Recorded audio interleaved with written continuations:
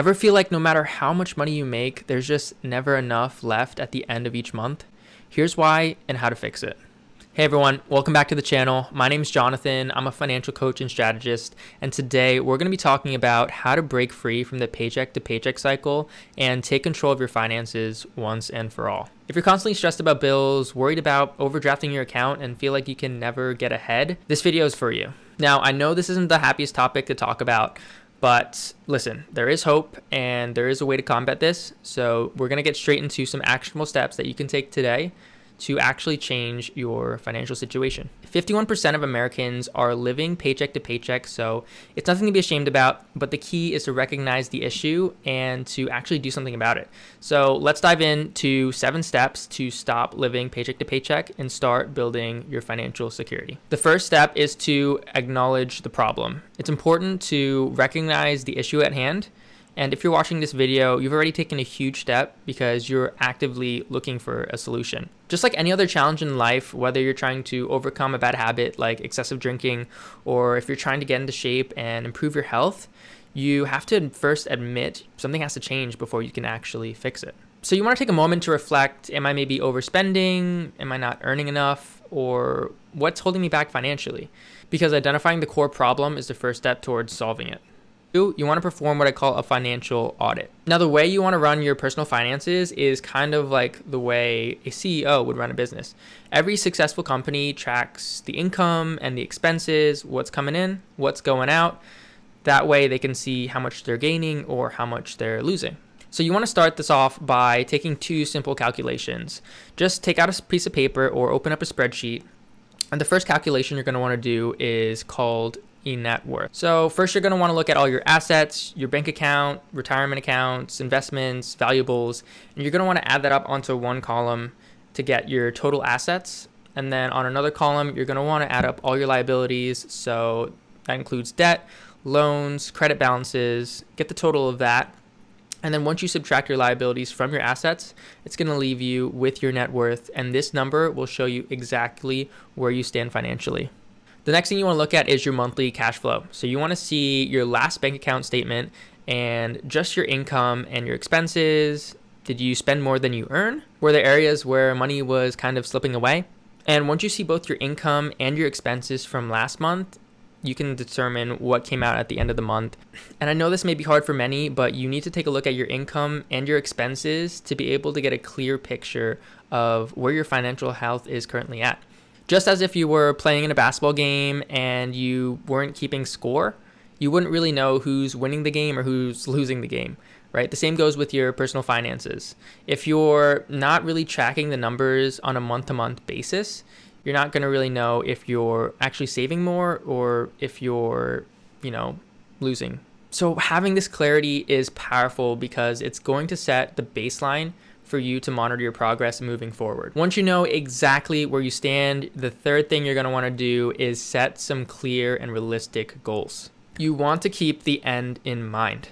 So you want to ask yourself, where do I want to be in the next 12 months? What about the next 5 years? If your net worth is negative due to debt, maybe your goal is to just break even this year. If you're not really saving consistently, maybe your goal this year is to build an emergency fund of $1,000 and then eventually get it to $5,000. You want to focus on and set specific achievable targets so that you have a roadmap to follow. The fourth step is to educate yourself on personal finance. You can read books on financial literacy, listen to different podcasts, or even watch videos just like this one. I have tons on my channel. If you haven't subscribed yet, make sure to hit that subscribe button below and you can check out more of my personal finance videos.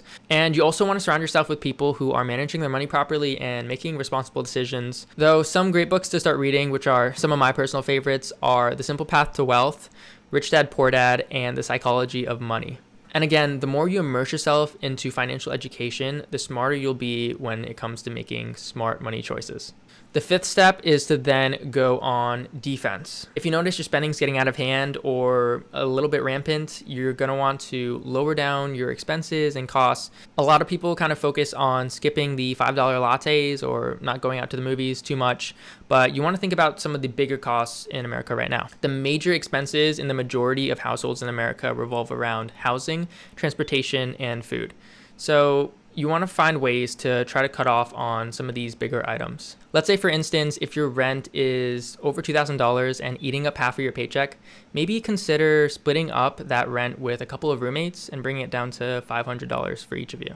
Or if your car payments are just eating away at what you're bringing in, maybe try downsizing or trying to find a used car or something cheaper. And when it comes to food, cooking at home rather than eating out often every week could save you hundreds per month. So really focus on those bigger wins versus just stressing out on those minor expenses. Now, if you were just playing defense on the basketball court, it's not likely that you'd win the game because you also need to score.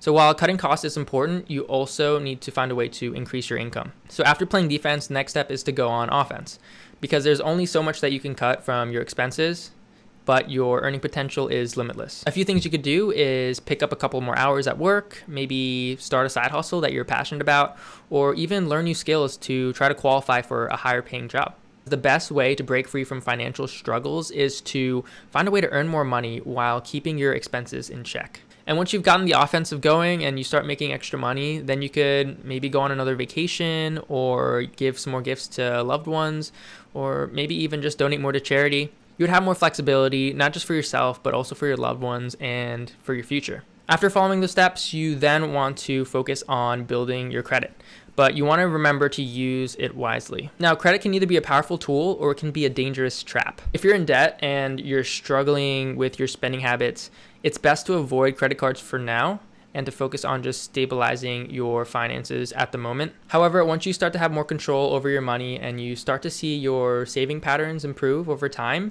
you can then use credit strategically towards your advantage and use it for maybe travel points or rewards at hotels, and even just leveraging it to start and grow your own business. But the key here is to make sure you're using it responsibly. And responsible use is important because you never want to borrow more than you can afford to pay off. Breaking out of the paycheck to paycheck cycle isn't easy, but it's 100% completely doable if you follow these 7 steps. And if you still find yourself having trouble managing your spending or building up some savings, I want you to check in the link in the description below where I've listed my free cash flow control sheet, which has helped hundreds of people manage their money and really improve their cash flow. I hope you found this video helpful. Be sure to leave a like and subscribe if you haven't already. I make more content on personal finance tips and helping you master your money so that you can have a better financial future. So thanks for watching, and I'll see you guys in the next video.